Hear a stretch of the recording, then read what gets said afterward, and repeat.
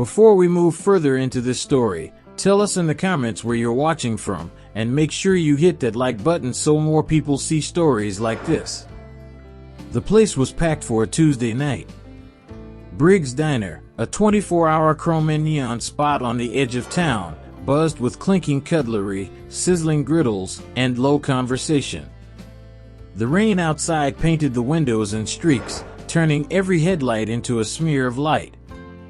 At the far corner booth, Tom Walker, 72, sat alone, nursing a black coffee and reading an old paperback. His jacket was worn, the patches on it stitched with care, and his shoulders carried the kind of posture that doesn't fade with age. The door burst open. Four young men, all muscle and swagger, stormed in. The leader, tall, shaved head, and a grin too wide, scanned the room like he owned it. His eyes locked on Tom's booth. "You're in our spot, old man," he said, voice dripping with mockery. Tom looked up slowly. "Don't see your name on it." The laughter from the group was sharp, the kind that made other customers look away. The leader stepped forward, planting his hands on the table. "You think you're tough? You're about to find out what happens when someone disrespects us." Tom didn't move. He reached into his jacket pocket and pulled out a phone so battered it looked like it belonged in a museum. He pressed a single button. "It's me," he said quietly. "Briggs Diner. Now." The leader smirked. "What's that? Calling for backup? Think your bingo buddies are gonna show up?" Tom closed the phone, took a slow sip of his coffee, and set it down. "Not exactly."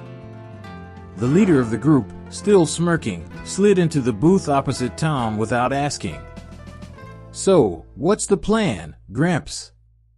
You gonna bore me to death with war stories?" His buddies laughed and leaned against the chrome counter, drawing uncomfortable glances from other diners. Tom didn't answer. He just looked at the man, really looked, and the grin faltered for a fraction of a second. Minutes ticked by. The rain outside turned heavier, hammering the diner's roof like a drum. Then it came, a low, deep growl of engines. Not one, but several. The floor trembled. The leader frowned and glanced toward the window. Headlights flared through the rain, cutting harsh beams into the diner. The growl became a roar. Outside, two black SUVs slid to a stop at perfect angles, boxing in the parking lot.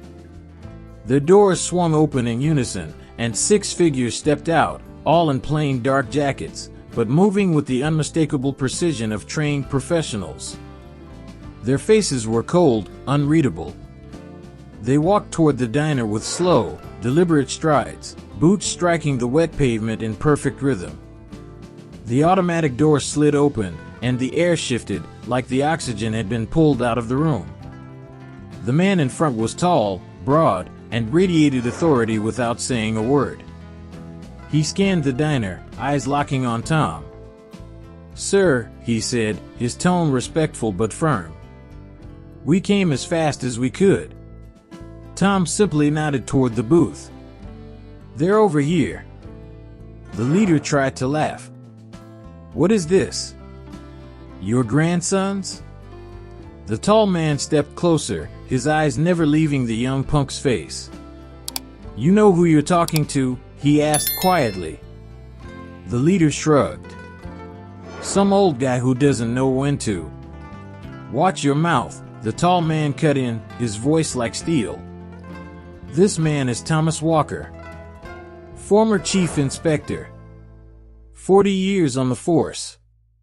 Took down the Merino syndicate. Put away men twice as dangerous as you before you could even tie your shoes." The words hung in the air, heavy as lead. The other young men shifted uncomfortably. "Sir," one of the plainclothes agents said to Tom, "just say the word." Tom shook his head. "No need. They just needed a reminder." He turned his gaze on the leader, his voice steady. Respect's not about fear. It's about knowing who you're talking to and how you talk to them. You don't have to like me, but you will respect me. The leader swallowed, his smirk gone. Sorry, he muttered. Tom didn't blink. Say it like you mean it. I'm sorry, sir, the man said louder, his buddies keeping their eyes on the floor. The tall man gave Tom a nod. Without another word, the group of agents filed out, the door hissing shut behind them. Engines roared, tires splashed, and the SUVs melted into the rain. Tom slid out of the booth, left a few bills on the table, and walked toward the door. Enjoy your meal, he said to the group without looking back. Some people walk alone. Others never really do.